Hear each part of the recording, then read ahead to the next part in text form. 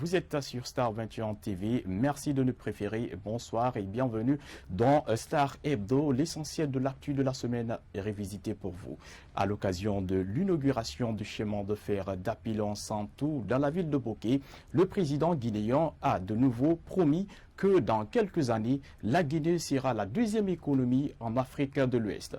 Une annonce qui n'a pas tardé à créer des réactions au sein de la classe politique. C'est le cas de l'honorable Saikou Yaya Bari de l'UFR. Suivez ce reportage de Mariam Bari et Ibrahim Khalil Silla. C'est une annonce qui fait couler encre et salive au sein de la classe politique guinéenne. À l'inauguration du chemin de fer d'Apilon-Santou dans Boké, Alpha Condé affirme que la Guinée sera la deuxième économie en Afrique de l'Ouest d'ici 3 ans. C'est quand même pitoyable pour notre pays. En fait, ces questions, on ne devait même pas se les poser aujourd'hui. Pour un peuple qui réfléchit, qui sait ce qu'il veut, aujourd'hui, c'est quelqu'un qui ne doit plus être au pouvoir. Pour la simple et bonne raison, il y a eu plus de 300 et quelques promesses non tenues. Parlant de la promesse d'Alpha Condé sur l'agriculture, notamment la fin de l'importation du riz dans 2 ans, Saikou Yaya Bari répond. Et tout ça demande un temps pour comprendre et connaître. Et pour tout ça, et depuis 10 ans, il est en train de nous masturber le mental pour nous faire croire qu'en 1 an, on a tout. Il n'y a aucune expérience acquise à ce niveau. On ne peut pas conduire un pays à vue. On ne peut conduire un pays qu'avec la méthode. Pour que la Guinée puisse avancer, il faut avoir un leadership fort et investir dans la ressource humaine à travers la rééducation et la formation des jeunes qui sont le futur de ce pays, a conclu le secrétaire exécutif de l'UFR.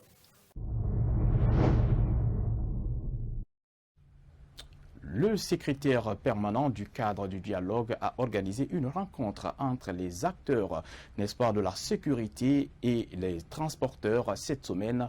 Objectif, s'enquérir des préoccupations de ces différents acteurs sur le terrain. Plus de précisions avec Yaya Oumobari et Ibrahim Païkamara. Dans la dynamique d'établir un cadre de dialogue inclusif entre les acteurs sociopolitiques du pays, le secrétaire permanent entame les consultations. Ce mercredi, Fodé Bangoura a rencontré les responsables de la sécurité et le syndicat des transporteurs pour s'imprégner de leurs préoccupations. Nous sommes tous usagers, nous sommes tous intéressés par le transport. Nous sommes réunis pour cela. Nous n'avons pas voulu d'intermédiaires. Nous avons voulu que les acteurs eux-mêmes viennent nous expliquer leurs problèmes. Et que ceux qui doivent résoudre ces problèmes, eux aussi soient là, qu'on ne leur rapporte pas, que ce soit eux qui écoutent et qui répondent.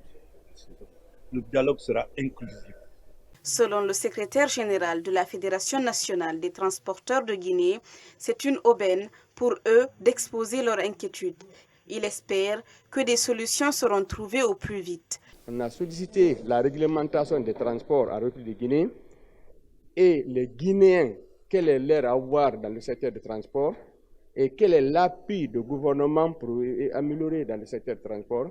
Les responsables des services de sécurité ayant pris part à cette concertation rassurent qu'ils feront le nécessaire pour respecter les décisions prises. Globalement, au niveau de la gendarmerie, il faut d'abord reconnaître que le cadre de cette concertation et de ce dialogue est une première que nous apprécions beaucoup, parce que ça met en valeur tous les acteurs qui sont sur le terrain en termes de transport dans notre pays. On a coupé court et terre à terre. Nous avons 4 barrages dans le cadre sanitaire. Le barrage de Yorokogia, le barrage de Koya, le barrage de Kuntia et de Ketaya. À ce niveau-là, puisque en plus de contrôle sanitaire, ils se plaignent par endroits, nous avons demandé aux syndicalistes à chaque barrage de désigner 2 syndicats qui restent à côté des policiers pour essayer vraiment qu'eux-mêmes ils contrôlent, qu'on travaille ensemble pour éviter les arnaques. Le secrétaire général du cadre permanent du dialogue social compte multiplier les concertations avec toutes les parties prenantes pour la réussite du dialogue national.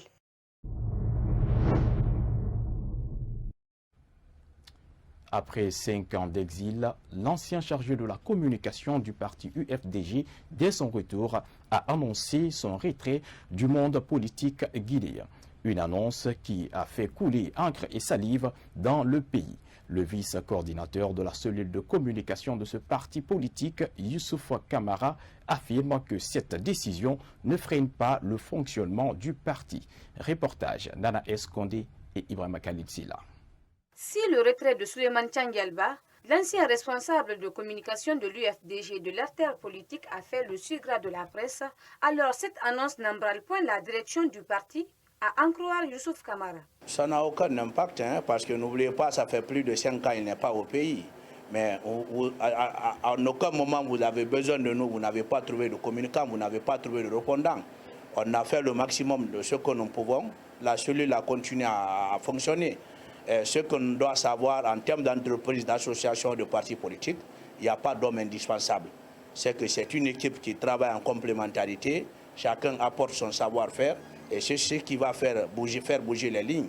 Ce vice-coordinateur de la cellule de communication de l'UFDG évoque également les récents propos du chef de l'État à Bouké, où Alpha Condé a encore fait des promesses. Oui, c'est encore une pièce de théâtre que le président continue à jouer toujours.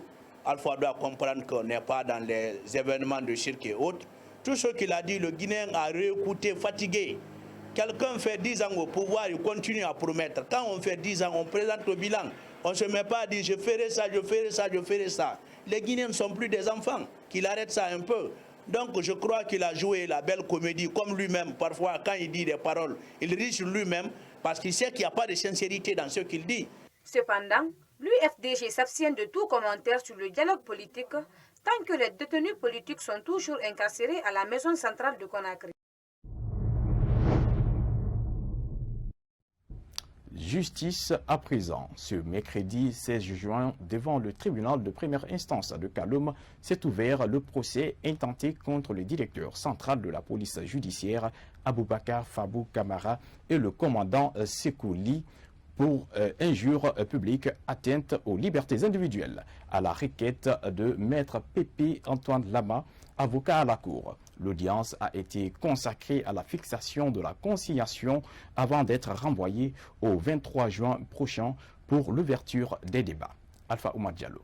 C'est une affaire qui remonte le 7 juin, lorsque maître Pépé Antoine Lama a été retenu contre son gré dans les locaux de la direction centrale de la police judiciaire à Kaloum. En réponse à cet acte, l'ordre des avocats a engagé une procédure judiciaire contre Fabou et son subordonné Sekouli pour injure publique et atteinte à la liberté individuelle, une convocation qu'ils ont bien répondu.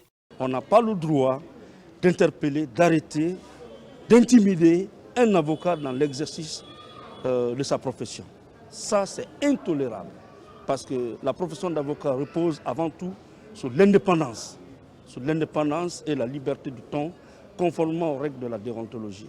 L'audience a été consacrée à la fixation de la consignation avant d'être renvoyée au 23 juin prochain pour l'ouverture des débats. Maître Salif Beyavougui s'est dit serein. Il faut se réjouir effectivement de la comparution des prévenus, le contrôleur général M. Aboubakar Fabou Kamara ainsi que le commandant Sekouli, qui se sont comportés vraiment républicains. Il faut saluer ce comportement, mais au-delà, il faut que force reste à la loi.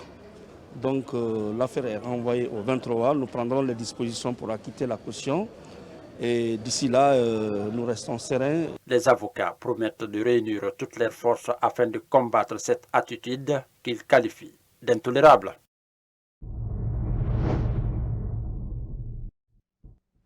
Ce lundi 14 juin 2021 représente la journée mondiale du donneur de sang en Guinée au centre de transfusion sanguine. Quelques citoyens ont volontairement donné leur sang pour contribuer à la sauvegarde des vies. Le directeur du dit centre revient sur l'importance de cette journée. Mariama Kindibari et Alassane Souma pour le compte rendu. En ce lundi 14 juin 2021, l'humanité célèbre la journée mondiale du donneur de sang. Elle est consacrée à la promotion et à la sensibilisation du don de sang pour sauver des vies, explique Dr Nyanko Yves Haba. C'est une occasion qui est donnée à tous les pays du monde pour disons, remercier ceux qui sont la partie de la population qui donne déjà le sang, mais aussi c'est une occasion pour les gouvernants d'inciter davantage la population à donner le sang, puisque c'est, disons, une substance vitale. Et qui veut parler du don de sang parle aussi de la possibilité qu'a le produit sanguin de pouvoir diminuer la mortalité maternelle et infantile. Ici, au Centre national de la transfusion sanguine, l'on assiste à la présence de quelques citoyens venus pour donner du sang de façon volontaire. Cependant, le Centre national de transfusion sanguine rencontre des difficultés liées à la pénurie de sang pour faute de donneurs. En ce qui concerne la mobilisation de la population guinéenne, il faut reconnaître que le Centre national de transfusion sanguine et ses services déconcentrés rencontrent des difficultés énormes, puisque le don de sang n'est pas connu par la population, et donc de ce fait, il y a très peu de donneurs volontaires, et de ce fait, c'est plutôt les familles dont les membres ont besoin de sang qui payent le lourd tribut dans notre pays. Cette journée est également l'occasion de lancer un appel aux personnes de bonne volonté, au gouvernement et aux autorités sanitaires pour enfin qu'ils mettent en place des systèmes et des infrastructures permettant d'augmenter la collecte de sang auprès de donneurs volontaires.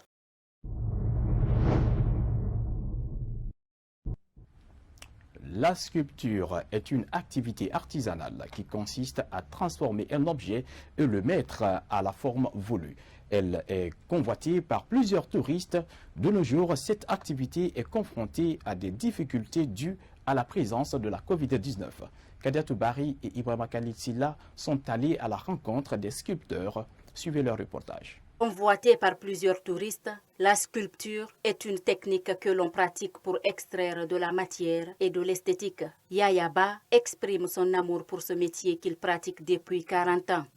La sculpture, je l'aimais, c'est pourquoi je l'ai réalisée.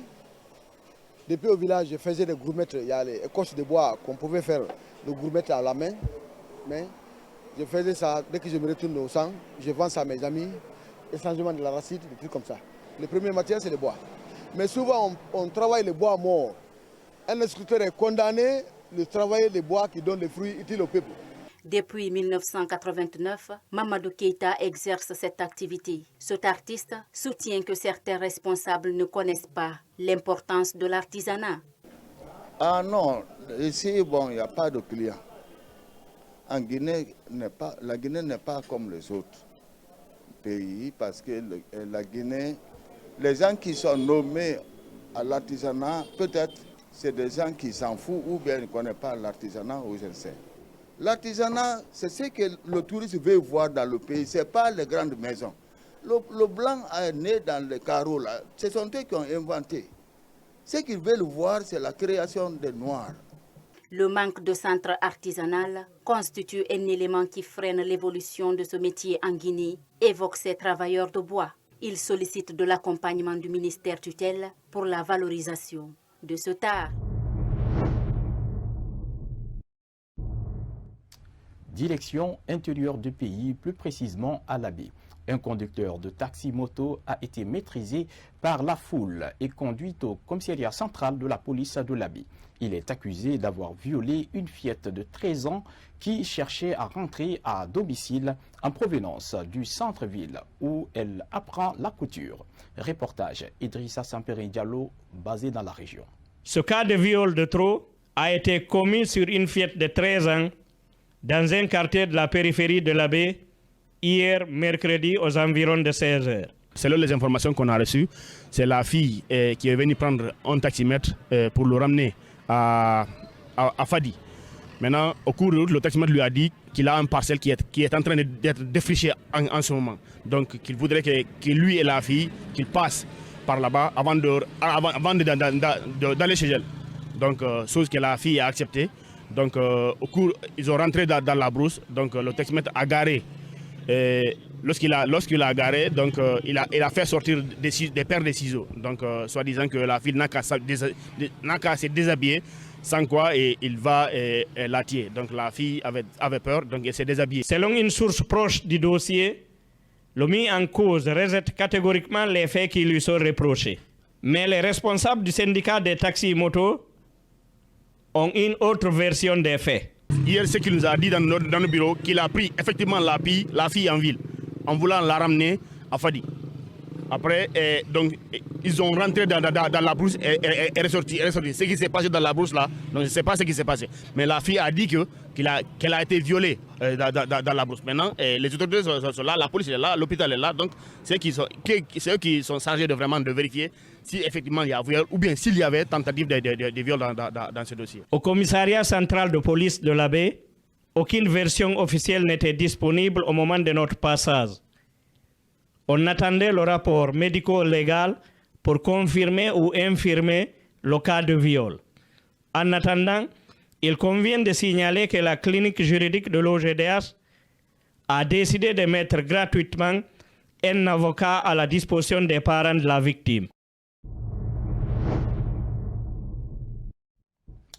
D'une ville à une autre, à Zérikori, nombreux sont des mineurs qui sont en conflit avec la loi. Ces enfants condamnés par la justice purgent leur peine à la maison centrale de Zérikori. Plusieurs parmi eux parviennent à s'en sortir de nos jours grâce aux différents métiers qui leur est enseigné dans leur lieu de détention. On suit cette correspondance de Paul Foromoussa Kouvogi depuis la région forestière. Nous sommes au mois de juin, mois dédié à la promotion et à la protection des droits de l'enfant en Guinée. À Zérikori, plusieurs enfants croupissent en prison à la maison centrale après leur condamnation par la justice. De nos jours, la majorité parmi ces enfants sont orientés dans des métiers comme la couture, la broderie et même la tapisserie qu'ils apprennent en prison. On est resté à prison, ils ont envoyé le métier là, que nous on va apprendre ça. Maintenant, moi j'ai vu que je suis en ville, je n'ai pas de métier. Maintenant, je suis venu en prison, j'ai eu le métier, j'ai pris la courage pour apprendre ça. Justement, j'ai fait maintenant près de 3 ans, je suis en train d'apprendre le métier. C'est moi, je suis le maître ici. Le maître qui nous a appris, il m'a laissé comme maître, c'est moi aussi, j'apprends mes amis aussi. J'accepte d'apprendre plus de 8 personnes. On fabrique les fauteuils avec les tables, avec les étagères. C'est quelqu'un qui est venu nous trouver une maîtresse. La maîtresse nous a donné la formation. Nous faisons la broderie, nous faisons des draps de lit. Quand les clients viennent acheter, nous confectionnons d'autres draps. Les enfants vivent dans des conditions favorables à la maison centrale de Zérikori. Selon le régisseur de ce centre pénitentiaire, les choses ont changé grâce à l'implication des défenseurs des droits de l'homme. Pourquoi je dis que c'est favorable? Les défenseurs des droits de l'homme sont auprès de nous ici, au moins pour accélérer le jugement des enfants. Et si l'enfant est en prison, il est en conflit avec la loi, et on ne doit pas les oublier, c'est des relèves de demain. L'inauguration du tribunal pour enfants a eu lieu ce mercredi 16 juin 2021 au tribunal de première instance de Zérikori. Un ouf de soulagement pour Mme Zobelemou, l'une des défenseuses des droits de la femme et de l'enfant dans la préfecture de Zérikori. Une très grande joie aujourd'hui parce qu'on a toujours sollicité. Il y a vraiment une structure qui prend vraiment en compte les enfants. À l'image des années antérieures, le mois de juin est consacré à la promotion et à la protection des droits de l'enfant en Guinée. Malgré quelques efforts fournis sur le terrain, des centaines d'enfants vivent dans des conditions déplorables.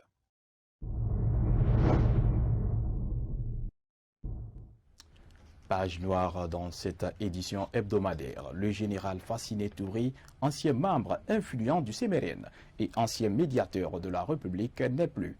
Décédé par suite d'une maladie dans la matinée du lundi, famille et collaborateurs du défunt étaient tous à la maison mortuaire pour les salutations d'usage. Sayon Kamara était sur les lieux. Si vous suivez son reportage. L'ancien collaborateur du fait général Lansana Conté a tiré sa révérence ce lundi 24 juin 2021 par suite d'une maladie dans une clinique de la place. Fassiné Touré était le porte-parole du coup d'état militaire du 3 avril 1984. Ce mardi matin, amis et proches collaborateurs se sont donné rendez-vous à la maison mortuaire pour les salutations d'usage. Son Benjamin se souvient encore des derniers instants de son père. Dans la mesure où c'est une perte énormément cruelle pour nous. D'abord pour sa famille biologique, ensuite pour tout le peuple de Guinée. Nous perdons avant-hier nuit qu'on l'a fait admettre à la clinique Pasteur. Donc il était en soins intensifs là-bas. C'est hier, vers les 15 heures, que finalement, après une âpre lutte, que la mort a eu raison de lui. Au-delà de son parcours politique, Fassine Touré était considéré comme l'un des grands unificateurs des fils de la Basse-Côte, mais aussi un fervent promoteur de la religion musulmane. Nous rappelons de lui des moments difficiles, par exemple, parce que la Guinée a été victime d'agressions rebelles. Nous savons ce qu'il a fait, surtout vers chez nous en Forêt-Caribe. Nous savons aussi, au plan social, tout ce qu'il a fait en notre sein, c'est-à-dire l'organisation des ressortissants guinéens, mais aussi de notre terroir. Nous savons aussi au plan social ce qu'il a fait. Il laisse derrière lui une veuve et 5 enfants, dont une fille. L'enterrement est prévu ce mercredi 16 juin 2021, après la prière de 14 heures.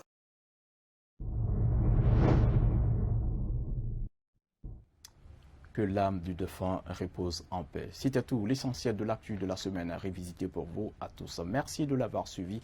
Surtout prenez soin de vous, car chaque jour est une vie. Au revoir.